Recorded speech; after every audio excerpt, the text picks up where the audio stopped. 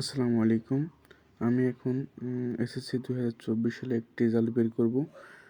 বাংলাদেশ শিক্ষা বোর্ড পরীক্ষার ফলাফল এখান থেকে এই ওয়েবসাইট থেকে আমরা ফলাফল দেখব। ফলাফল দেখে দয়া করে নিচের তথ্যগুলো প্রদান করুন।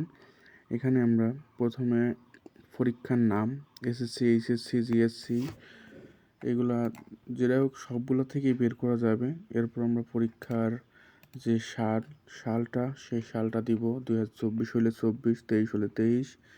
আমি 23 দিয়ে বের করে দেখাচ্ছি। তারপরে বোর্ড দিব। বোর্ড ঢাকা বোর্ড হলে ঢাকা বোর্ড, টেকনিক্যাল বোর্ড হলে কারিগরি বোর্ড।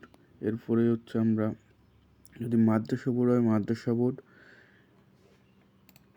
এরপরে আমরা দিব হচ্ছে আপনি কী ধরনের রেজাল্ট বের করতেছেন, একক বিস্তারিত ফলাফল রেজাল্ট বের করতে চাইলে প্রথমটা দিতে হবে। এখন আমরা সাধারণত একক বের করতে চাই, সেই জন্য প্রথমটাই। এরপর আমরা রোল নাম্বার দিব। পরে আমাদের যে অ্যাডমিট কার্ডে যে রোল নাম্বার আছে সেই রোল নাম্বার দিব। এরপর রেজিস্ট্রেশন নাম্বার দিব। রেজিস্ট্রেশন নাম্বার দেওয়ার পরে একটা কোড থাকবে।